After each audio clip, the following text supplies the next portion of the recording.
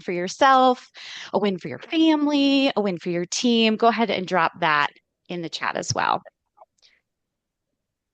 You're on top of your tasks. Amazing, Sarah. Thank you for sharing. Blair's sharing that they're doing a 4-week sprint for their strategic planning meetings, get some goals accomplished before we all get together. Yep, I get them. That's awesome. Lots of great wins. Hi, Shelby from Colorado. You got out of the door with clothes on.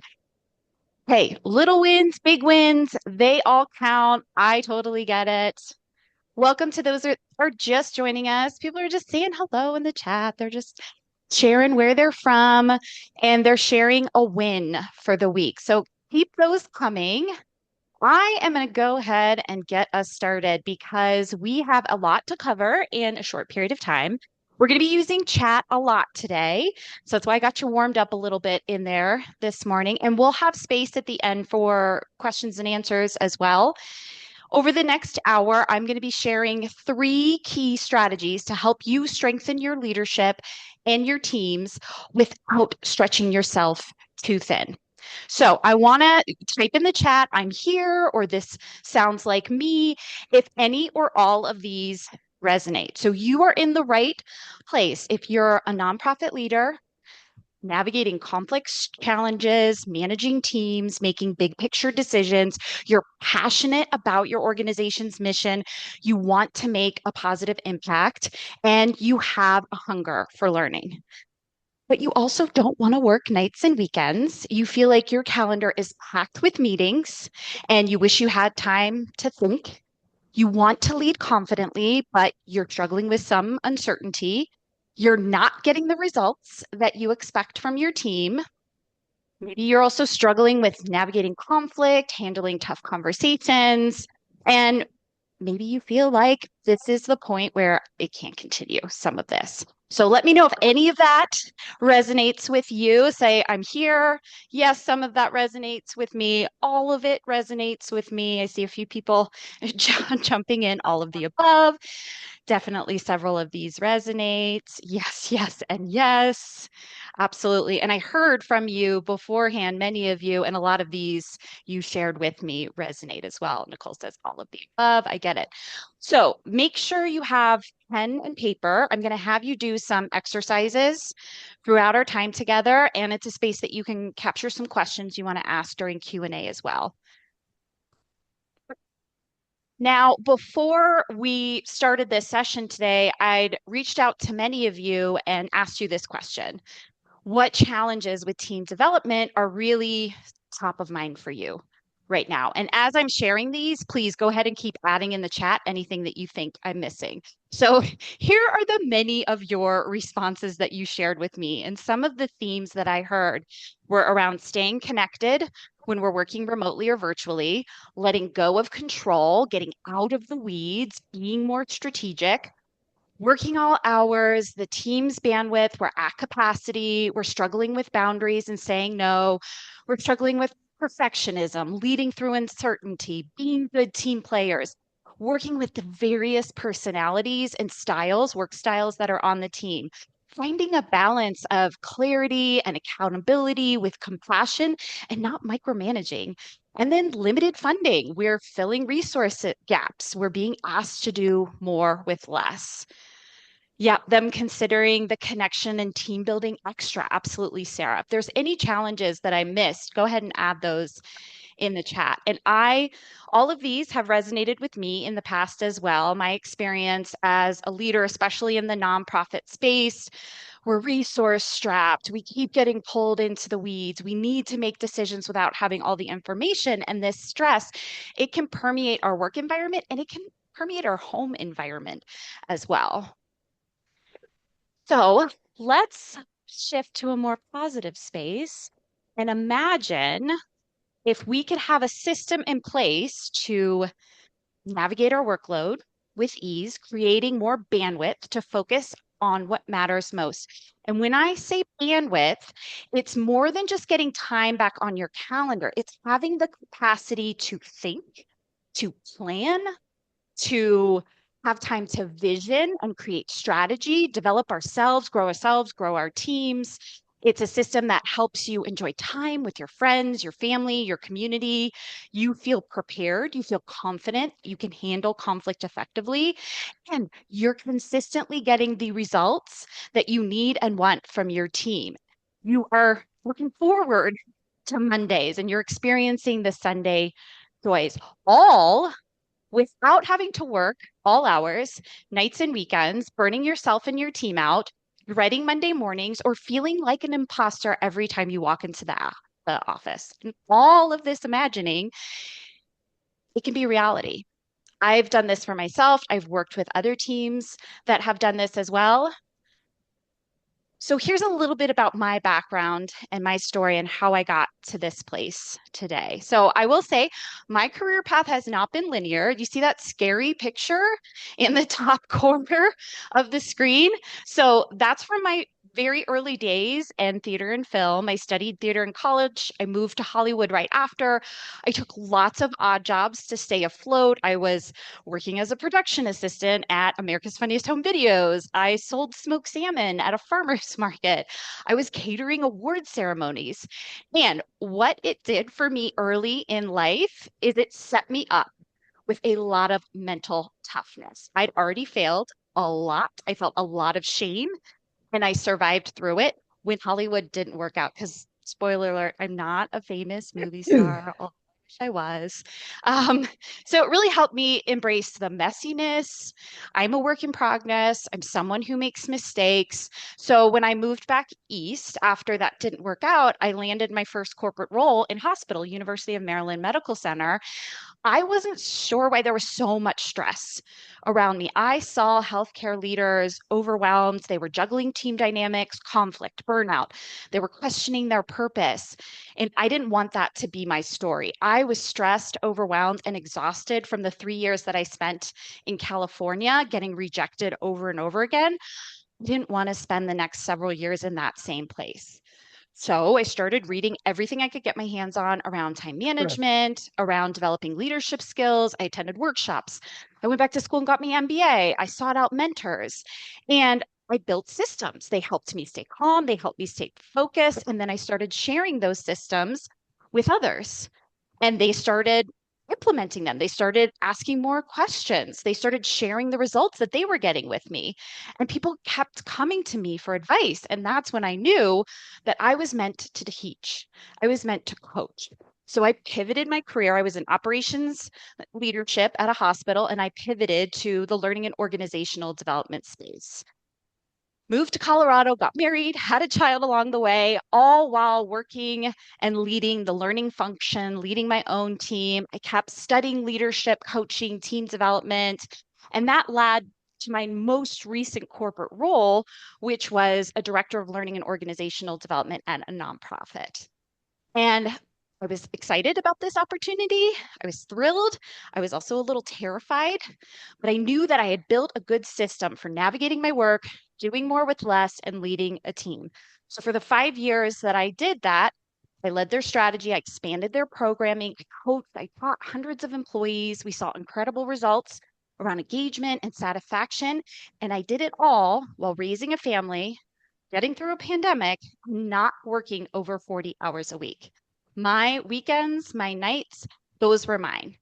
And now, because deep in my heart, leadership development is where I want to spend 100% of my time, my sole focus is on helping leaders, particularly in the nonprofit space, find joy, passion, and results on their teams and in their organizations. So, for many of you, your career also might have taken some twists and turns. Many of you, right out of college, might have worked some odd jobs as well. I'd love to hear if there was an odd job or whatever your first job out of college was. Go ahead and start plopping those in the chat. And I think for each of us, we've learned a lot along the way in our career paths. We all have the talent, we have the skills we need to be successful leaders. We just might not see them yet or feel like we have the time to truly use them. And I want to help you be able to do that without burning out. So here's my goal for you today before we start getting into content. I want to show you that it's possible to get consistent and impactful results without having to sacrifice yourself and your time to do it. I want you to get to the good part of leadership, the part where you and your team, they're growing, you're getting consistent results.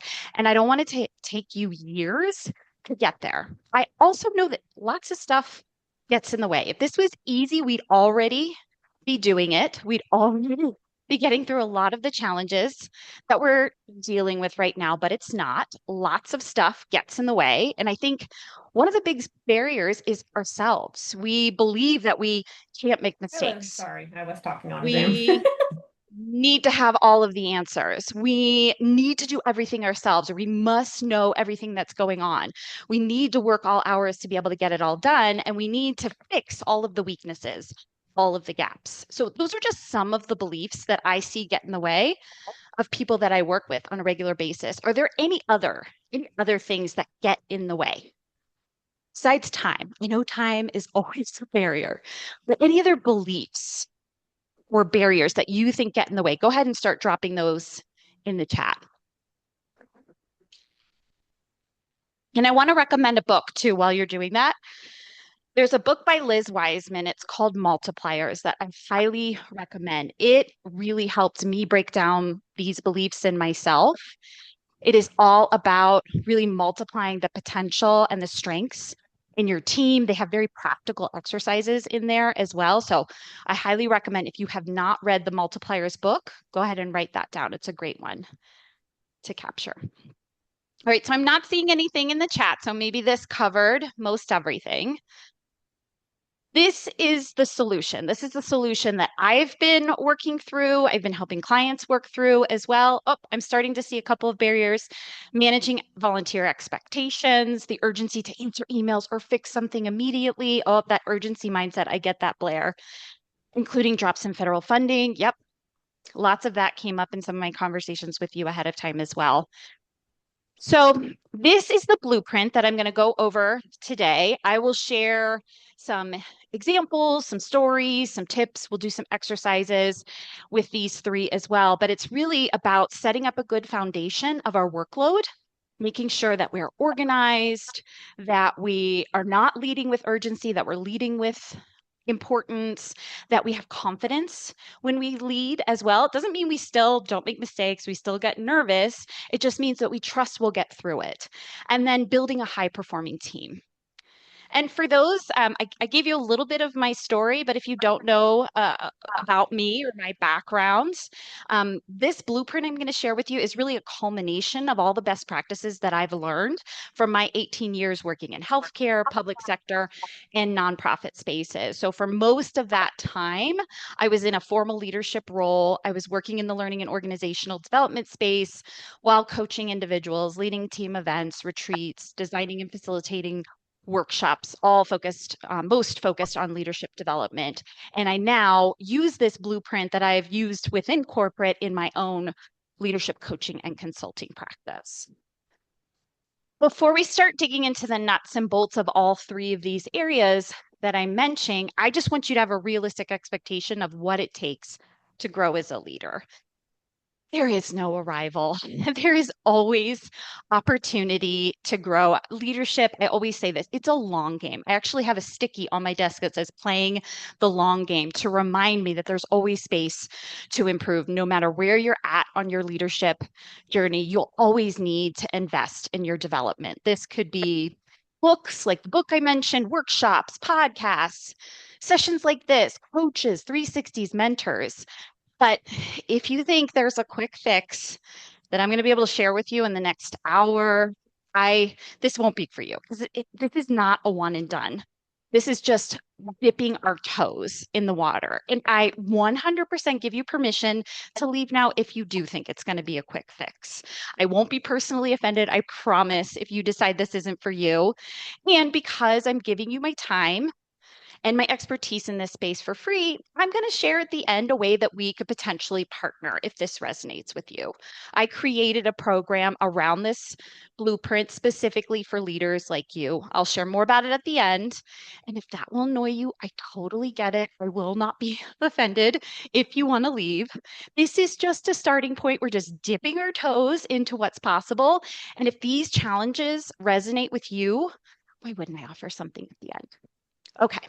But if you stay to the end, I will make this valuable for you. I'll have specific strategies you can start implementing when you get back to work in the three areas that I mentioned.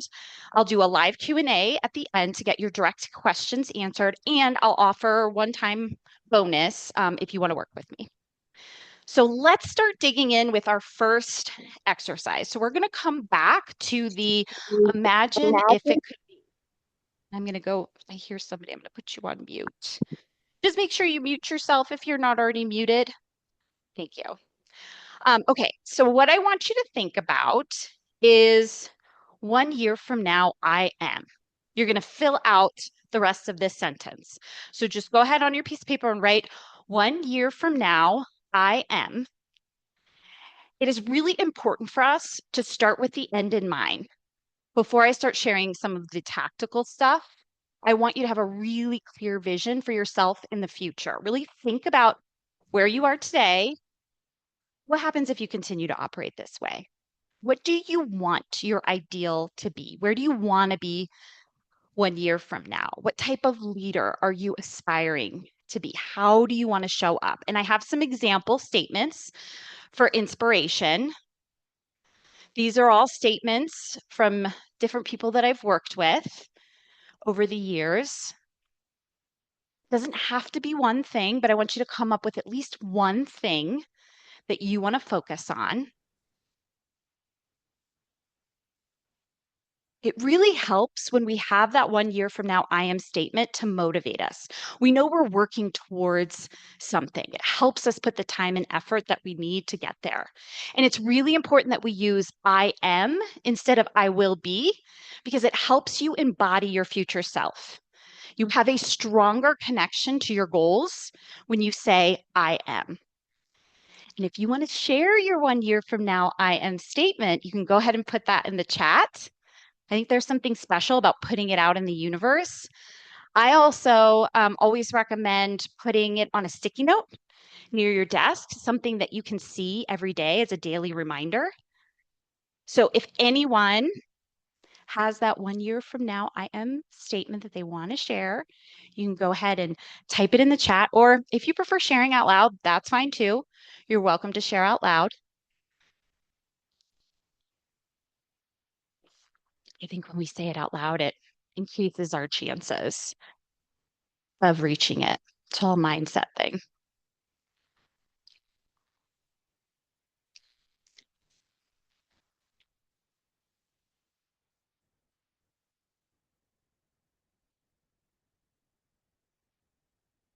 Any brave souls out there want to share?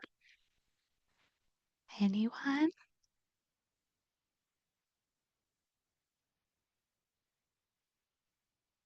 Okay. Well, I leave an open invitation for you to share your I am statement at any of time. Oh, yay, Eric, thank you. I was probably just not giving you enough time to type. Okay, Eric, thank you. I am developing others to be leaders. I am the spark that ignites other leaders' potential. Love it. That's your true north, right? That's what you're striving for. That's what this time, this effort towards your leadership development is all about. 1 year from now, Kat says, I'm fulfilling the general manager position successfully. Amazing. And a next step for you to do, not necessarily today, is how do I measure success? So I have my 1 year from now statement. How do I know that I've embodied it, that I've arrived to it? So that's really the next step with this is then to figure out how do I measure success? So the first piece of the blueprint that I'd mention is all around navigating your workload. And I'd like you to assess where you're at right now. On a scale of 1 to 10, 10 being, I got this, one being, oh no, I feel like I'm drowning. How effectively do you feel you're navigating your workload? Go ahead and plop in the chat where you think you're at. And make sure you write it down on your paper too. An 8, a 6, 7, okay, kind of maybe okay. 5, some people in the middle. Okay. So quite a range for individuals. And again, make sure that you capture that. Mark it on your paper because I'm going to ask you to do a little assessment with each of these and then add up your scores at the end. All right, so with navigating your workload, I'm going to share an example and then we'll do an exercise together. I'm going to introduce you to Lisa first. So, Lisa, she's a CEO. When she came to me, she was exhausted. She wanted to spend more time with her family. She wanted more time for herself. She was working from the moment she got up in the morning to the evening when she came home, including Saturdays and Sundays. She felt like she needed to be accessible to everything and everyone all the time. She was doing it all, and she knew this wasn't sustainable. Ultimately, her goal was to not work those weekends and to have Fridays off completely. She wanted to be able to delegate confidently, knowing and trusting that the work would get done and at the quality that she expected. And more importantly, she wanted space to think, to vision, to plan, to develop relationships, to do all of the things that she wasn't really doing as a CEO and should be doing as a CEO. And she wanted time to grow herself, her team, and the organization. So we created a system for her to plan, prioritize, and delegate. So this next exercise, I want you to open your calendars. If they're not already opened on your computer, or you can have them open on your phone. And we're going to do a quick exercise to demonstrate one way that I helped Lisa get her Fridays back all summer. They're already booked on the calendar, which is so exciting. So have your calendars open. And the first thing that you're going to do is nope one thing. In the next week or two, look at the activities that you have and write down one thing that you can note. Perhaps it's a meeting that you're not really getting value from, you're not really adding any value to, or maybe it's just not something that needs to happen right now. It's something scheduled for this week, but really it could be later this month or it can be next month. It's important, but it's not really urgent. It doesn't need my immediate attention. So we can shift it to something a little bit later. So identify one thing that you want to note and feel free to share in the chat that one thing that you're going to note. Again, I think putting it out in the universe, it holds us more accountable to following through on it. And then you're going to choose one thing to delegate. Who else can take this on? Am I the absolute best person to do this? Or do I have other people on the team that could take care of this? Either this assignment or they could show up at this meeting in my place. Or maybe they're already there and they could just be the representative for our team and they can take notes. Or is there somebody that maybe I could coach, I could develop, they could grow into this assignment, or they could grow into this responsibility, or they could grow into leading this meeting? So you're going to choose one thing that you can delegate in the next week or two and write it down. And again, feel free to share in the chat anything that you've noted or delegated.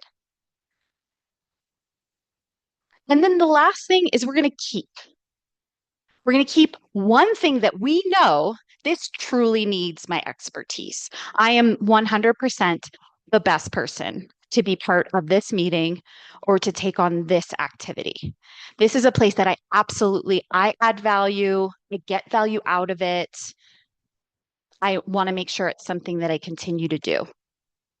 So at the end of this exercise, you have one thing you can note, one thing you can delegate, and then one thing that, oh, I know I want to hold on to this. Did anyone come up with their nope, delegate, keep that they want to share? And again, you can share in the chat, you can unmute yourself and share out loud. That's fine too. Either way is fine.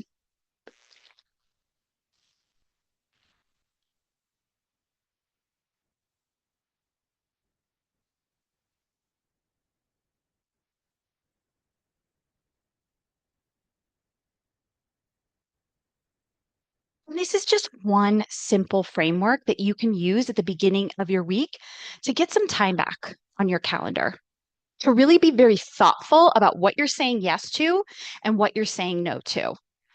And using something like this, would I use this with Lisa? Her goals were all around Fridays off, delegating confidently, and having time to think and vision. Her Fridays are now blocked off for the entire summer. She's limited her weekend work to a couple of hours. We're close to making it zero. We're so close. We're about halfway through working together. She's delegated work to payroll, accounting, sales. That's giving her time on her calendar to build relationships with new customers, focus on growing her team and her organization.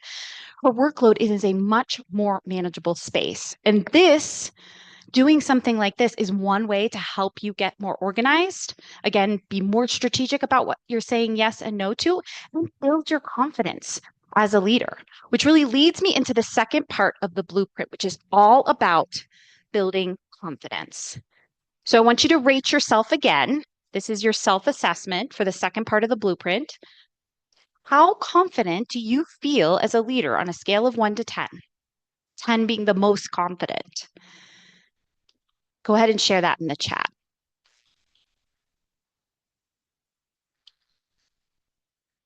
Make sure you mark on your paper too where you're at. These are also great questions to ask trusted people, people that report to you, your leader, right? Because sometimes our self-assessment is skewed, either lower than other people perceive or sometimes higher than other people perceive as well. So I'm getting a range, maybe 5, 6 to 8 or 9 that people are sharing. So again, mark that on your paper. Here are the two biggest challenges I see with leading confidently that leaders share with me. One is around letting go of control. We're hardwired for this. It's hard not to feel that. And communication. Communication, this encompasses communicating effectively with others, it's having tough conversations, and giving and receiving feedback. So, just a few examples of individuals who've had challenges in this area. Paul, he's working with a new CEO. They're very different communication styles. They're kind of butting heads. He's not really sure what the expectations are. How do I communicate with her? How do I navigate our discussions? So we used a tool called Insights Discovery to understand the varying communication styles of him, of his leader, and we mapped out a plan for conversations and expectations so that those conversations in the future were much more fluid. He understood when she's talking out loud and sharing an idea, he doesn't have to do anything with it right away. It's really just how she brainstorms.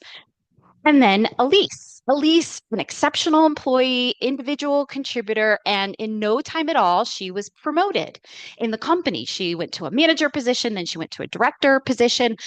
At the same time, but she was also a subject matter expert in the organization. And I don't know if you've ever been promoted from within, but you're still doing the role that you did before, even though you're in a new role. And so people were relied on her. They were inviting her to all the meetings.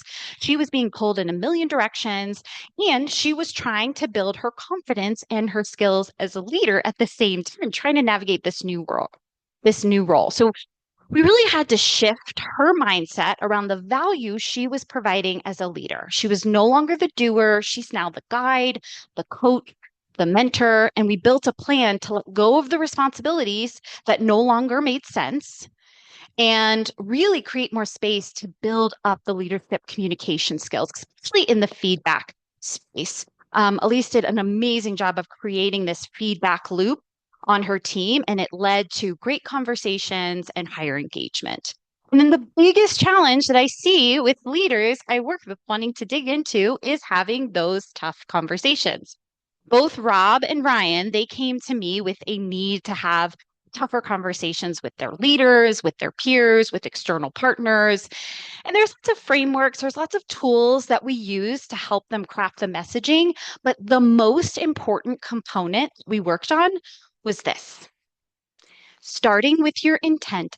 It's one of the most powerful communication and relationship building strategies that you can use as a leader. It's less about what you say than how you say it.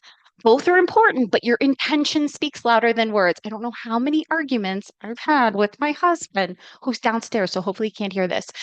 where I was just trying to win the conversation, or I thought I was right, or my intent was more punitive and shaming than really focusing on understanding his side of the story, really focusing on strengthening the relationship. We want healthier intentions in these conversations. And if we come to someone, we can craft the perfect message. But if our intent is to shame, blame, be punitive, the other person is automatically going to go on the defensive.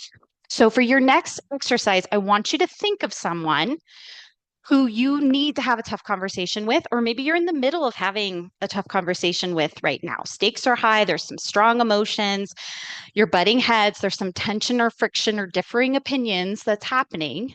I want you to think about that situation and I want you to write down your intent. And I want you to focus on that healthy intent. This isn't about being right, it's not about winning. What is it that I truly want? Is it to support their growth? Is it to help them improve? Is it about creating a great experience for our customers or for our volunteers? So go ahead and share that intent, write it down, capture it for yourself, or share it in the chat if you feel comfortable sharing your intent in the chat. Love to see some examples of that as well. And Tanya saying, I did this with my daughter. Even yesterday, she was annoyed with something I said, so I clarified the intent and she softened. Yeah, I mean, that's another great strategy is not just to identify what your intent is, but start off the conversation with that. Make it real clear what your intent is from the beginning with that other person to not have the misunderstandings that happen when others misconstrue our intent. So thanks for sharing that, Tanya. Go ahead and write that intent down or share it in the chat. What is your intent, your healthy intent in having this tough conversation? Oh yeah, Tanya. Sometimes we think they automatically know, but they don't, right? They're not mind readers. They're reacting to your behavior and they might assign you an intention that they don't know. So it is really important for us to share that out loud.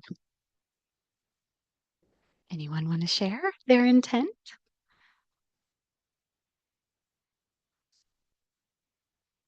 To help them grow and get better in their role. Yeah. And when you identify an intent like Nicole shared with you, it changes how you approach the situation. It doesn't necessarily mean that you need to change what you're saying, that you need to soften it or sugarcoat it. You can still share the tough pieces of the conversation. When you go into it with the genuine focus of, I want to help you grow, I want you to get better, I want you to succeed, it comes off much differently. Eric's sharing to use our resources more effectively. Yeah, to support experiences that provide for deeper connections to each other and nature. Oh, love it. These are great. And so now your next piece of this is to go and have the conversation, have that intent in mind, maybe even have it as a sticky note in front of you if you're having the conversation virtually as a reminder, this is what I'm focused on. This is my intent in this conversation. And then share it with them out loud as well. What you want for them, not from them. This really, oh, that's great, Sarah. Yep. What you want for them, not from them. I love that. All right, so the last piece of this blueprint that I'm going to talk about is building a thriving, high-performing team. So I mentioned my team in the beginning. Here we are at our annual holiday event. Sarah's actually on the call with us today, so you might recognize her because her camera's on. So this is the last team that I worked with when I worked as a nonprofit corporate leader. And I want you to, again, we're self-assessing. When you think about your team, how do you feel about their performance? On a scale of 1 to 10, based on your expectations and the results you're seeing, how would you rate them? Post in the chat. Make sure you capture it on your paper as well. 9, awesome. 7, so some higher scores. What else? How else do other people feel? Where do you see? 6, okay. So some opportunity. 8, great. Okay, keep those coming. And again, make sure you capture them on your paper. Now, this is me nerding out with my Clifton Strengths mug. It actually sits on my desk. And throughout my learning and development career, I focused on leadership development from a strengths-based approach. So this is just one of the tools that I use with leaders and their teams to help them grow. And we're going to do an exercise. So you have your piece of paper, you have your pen. I'm going to have you write. I use my strengths every day on your piece of paper. You're going to write it 3 times. Don't do it yet because I'm timing you. I'm going to be timing you and we're going to look at quality of work as well. So everybody have your piece of paper, have your pen ready. Don't start yet. I know you want to start. I'm going to get my timer ready. And then make sure that your pen is in your non-dominant hand. So if you're right-handed, make sure you're doing it in your left. If you're left-handed, make sure you're doing it in your right. So make sure non-dominant hand. Okay, I'm timing you. And go. Writing this 3 times on your piece of paper. Let me know in the chat when you're done.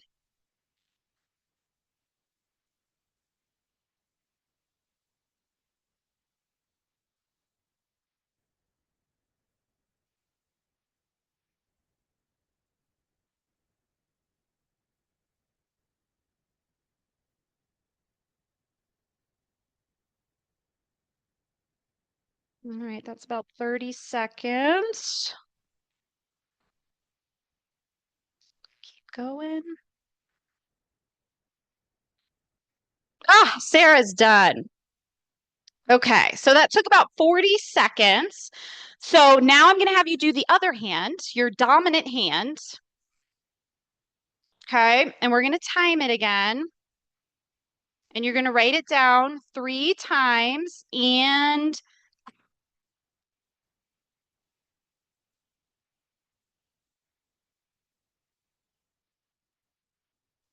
then just let me know when you're done in the chat.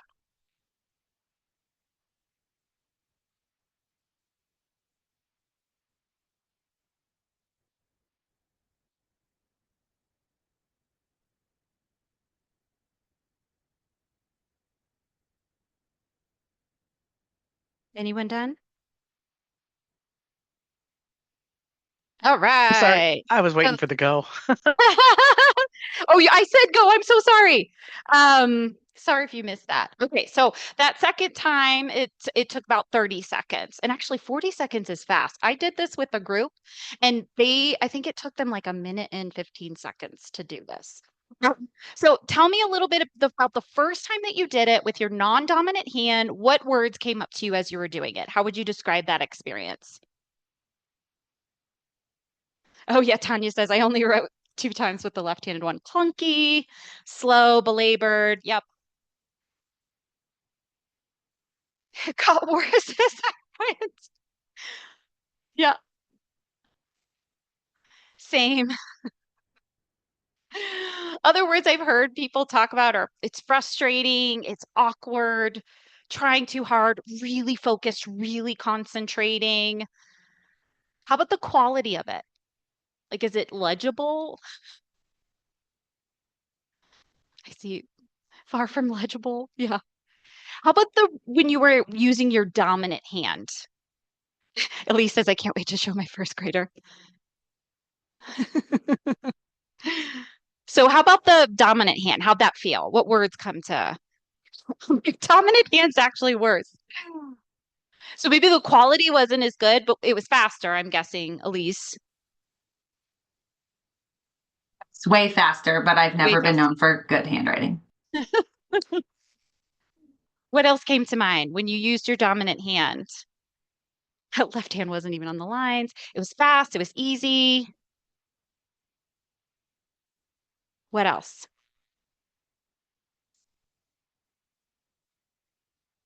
Didn't even really have to think about it. Yeah. My brain ran faster than my hand could write with my good hand. Yes. You got a little bit more competitive with your dominant hand. I see you, Blair. Yeah, so there's an ease with the using your dominant hand. You don't even think about it. It comes naturally. That's what it's like working in your strengths. There's just a naturalness to it. There's a flow to it. There's an ease to it. Even that competitiveness, like you made it a little bit more fun with your dominant hand.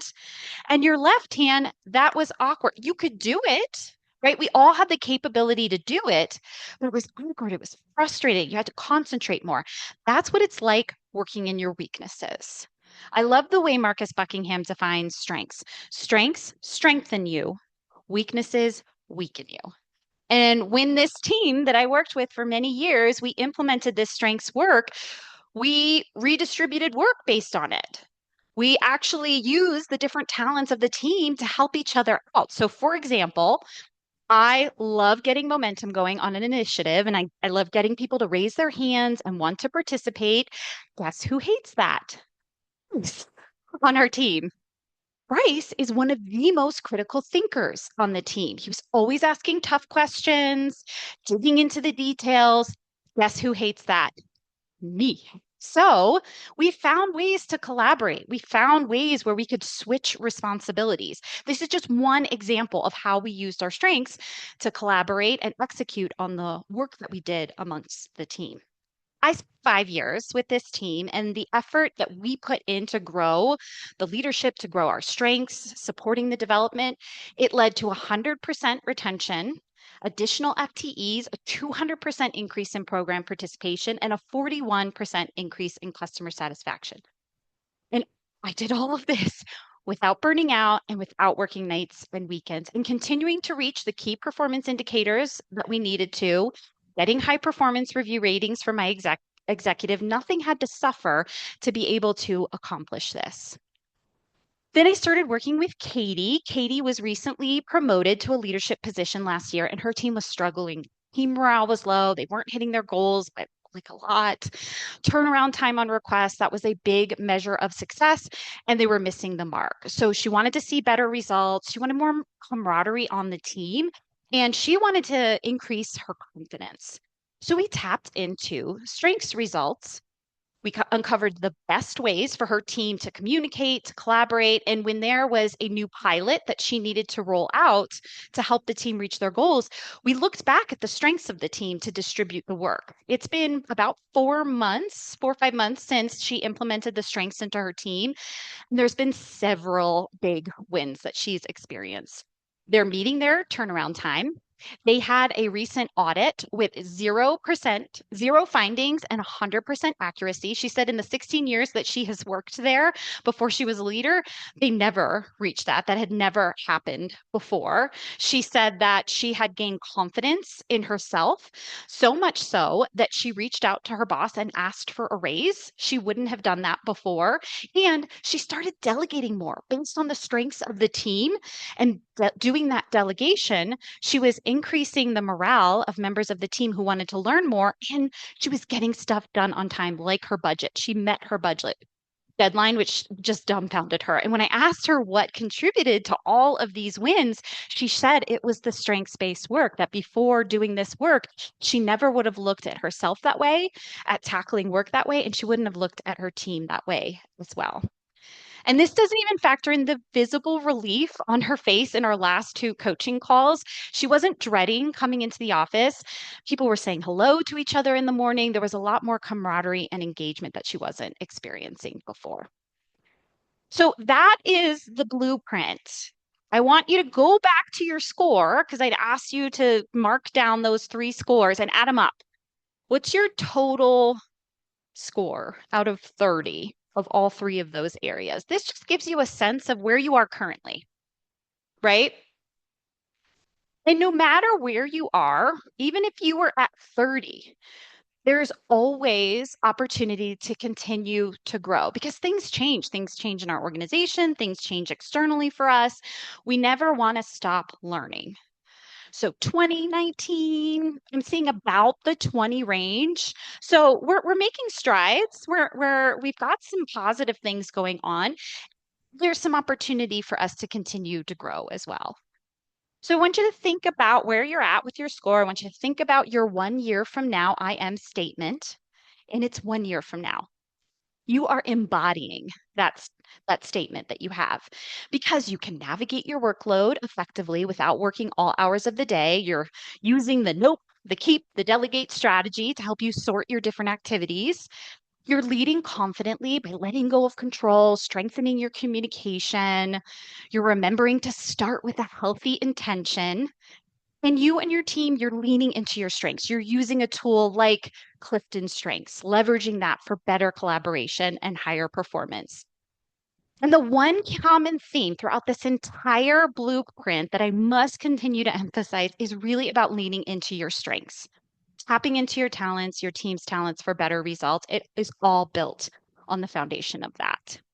So I'd love to hear, based on what we talked about today, again, I know we're just dipping our toes into things. What do you want to do next? Or what's one key takeaway that you got? Something that you want to implement, a strategy that you found helpful that you want to take back to your team? You want to have that tough conversation and use the healthy intent. You want to put your I am statement on a sticky. What's one thing, an action or a key takeaway for you?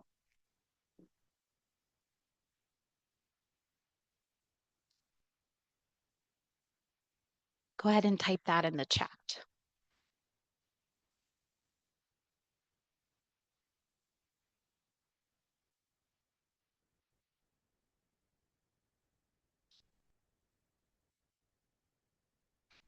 Find the healthy intent prior to having the tough conversation. Yep, it's really important. There's actually a conversation, excuse me, a conversation planner that I use in coaching conversations to help people start there. Because there's a lot of prep that you need to do before you even go into the conversation, just to get yourself in the right mental state, make sure you have that healthy intent.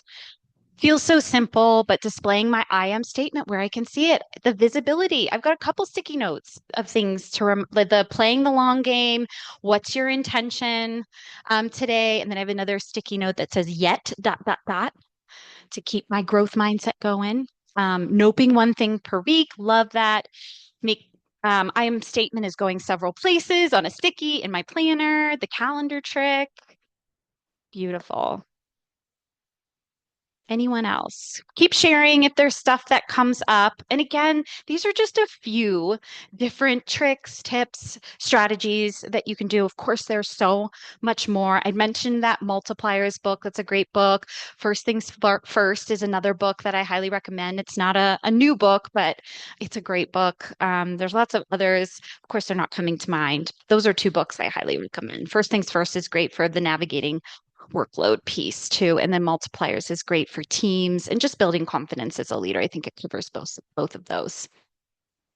So here's the fun part. I mentioned at the beginning, because you're here, you're going to get access to the coaching program that I have that aligns with this blueprint.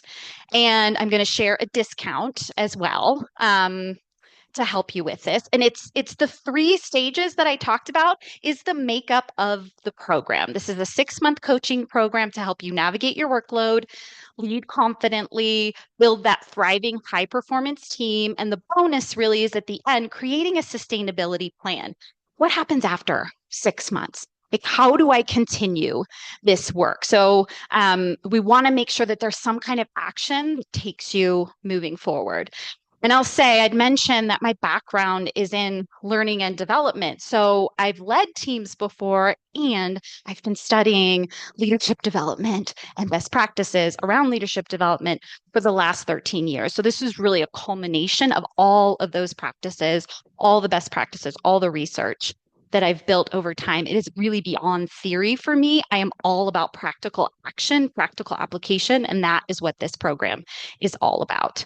So if this is something that you're noodling on, this is a program for you if you're leading a mission that matters. I know leadership can feel really isolating, it can feel overwhelming, it can feel nonstop. And this is really built with nonprofit leaders in mind, directors, executives. You want to lead with more clarity, you want to lead with more confidence, you want to lead with more resilience, and you don't want to be overworking. You don't want to be working late into the night. You don't want to have to lose your weekends and sacrifice your time with your family.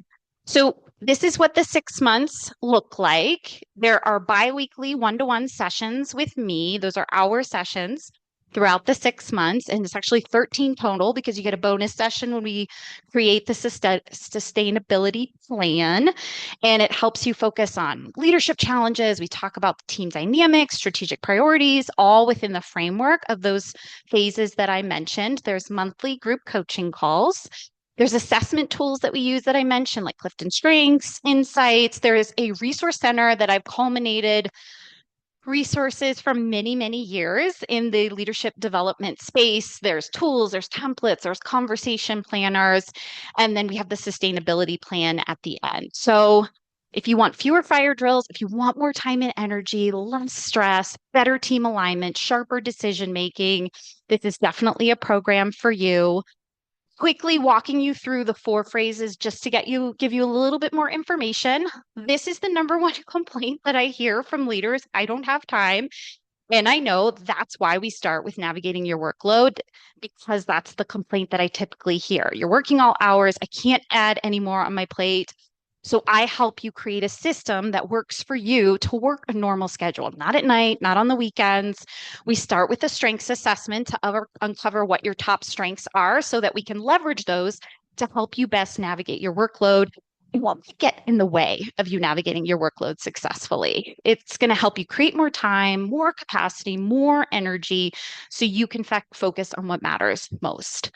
And then the second piece, leading with confidence, it doesn't mean you need to have all of the answers. It doesn't mean you have to do everything yourself. It doesn't mean you can't make mistakes or you won't ever get nervous. You can hold space for all of that and still trust that you'll be able to get things done. Still trust that you're going to be able to get through it. That's what this phase is all about. It's about letting go of control, letting go of limiting beliefs that might be getting in the way, letting go of trying to control things when things seem uncertain. It's about diving deeper into your strengths, using them as a tool to build confidence. And most importantly, it's about strengthening your ability to navigate tough conversations, give and receive feedback, navigate conflict that might be coming up for you as well. And then team performance. Yes, people dynamics are hard, but we can't do our job as leaders without people. Yes, people are complex. They can be frustrating at times, but they also add so much value. This same idea of strengths that we talked about in phases 1 and 2, it's a huge part of this third phase. I read an article not that long ago that talked about mishandled or mismanaged conflict. It equates to about 8 hours of unproductive work. And when leadership doesn't focus on strengths with their employees, there's about a 9% likeliness that that employee is going to be engaged. And it shoots up to 73% when leaders focus on strengths. And we know based on engagement research that the more engaged our employees are, the more productive, the better results that we see. That's why strengths is such an important foundation of this entire system. And this phase is really about fostering trust, collaboration, and most importantly, the results that you want and need from your team. And then the last piece, the sustainability plan, it is really about how do we continue? What do we do next? Not you and me, but how do you continue the work that you're doing beyond the 6 months? What are the next goals? What are the challenges I know I'm going to face? How do I conquer them moving forward? So we really develop a plan to continue to build your leadership skills beyond our time together. And that's how it wraps up so that you're constantly continuing to improve and the stuff that we did, it sticks for the long haul. Here are just a few testimonials from individuals I've coached over the years. Val is one of the individuals up here. And I just remember when we first started, the feedback that she got was, I'm not strategic. They're telling me that I'm not strategic enough. And as of today, she has a director role with strategic in the title, which I think is so cool that we just went such a huge journey from that point to today. And you can also see some of the other individuals that I mentioned, Elise, Ryan, Katie. We worked through letting go, having tough conversations, using a strengths-based approach with their teams, leading to higher engagement and better results for themselves and for their teams. And so if you are interested in this, normally I charge $6,500 for the entire package for 6 months. And because you're part of this masterclass, because you stayed till the end, it is discounted by $1,500. And then if you want something more flexible, I have a payment option as well. Now, if this is something that you want to explore, I've got call slots available. The QR code will take you to call slots with absolutely no obligation. I'm not asking you to spend any money today. That is just a chance for us to connect, talk through your goals, your challenges, more detail, see if maybe a partnership makes sense, see if we're a good fit. Again, not asking you to buy anything today, just asking you to book a call with me to maybe explore a potential partnership. And I only have 10 slots available because I work with a very limited amount of people. It's just me. I'm a shop of one, and I want to make sure that I have enough time to really provide value to people. Okay, that's it. If you'd like to connect with me, I have my information up here. I know leading a team is not easy. It can feel lonely, it can feel frustrating, but it also can be very magical and rewarding. And I want that for you. You don't have to figure this out alone. I'm here to help you accelerate your growth, support you every step of the way, and just want to remind you that you made it to the end. You stuck with me. There's a reason that you're still here. And I just appreciate connecting today, participating in the chat, taking the time to do some of the exercises and continue to grow yourself as a leader. And with that, I'm going to go ahead and plop out of this to see if individuals have any questions about anything that I shared with you, because I know it's a lot packed into a short period of time.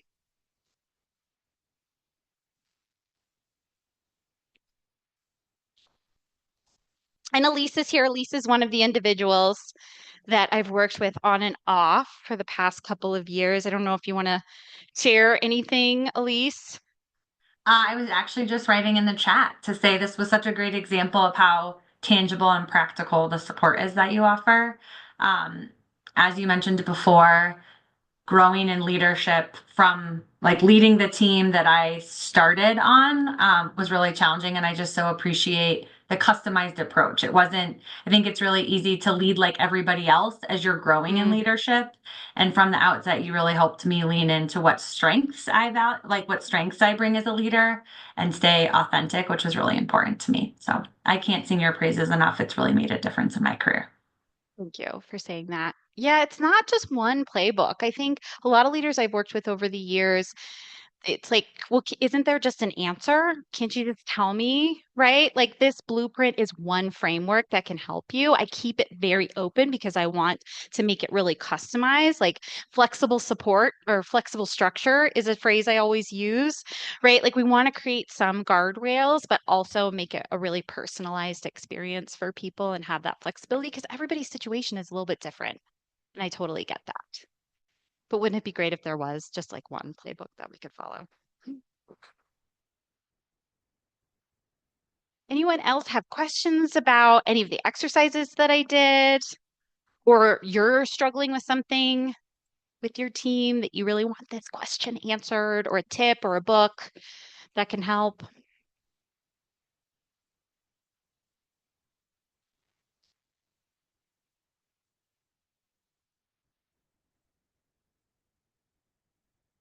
All right.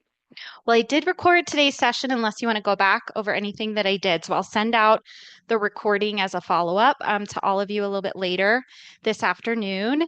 And then you have my information. So feel free to reach out to me, book one of those calls if you want to chat more about a potential partnership. And time is important. So I just really value you all taking the time to connect and learn a little bit more. So thank you.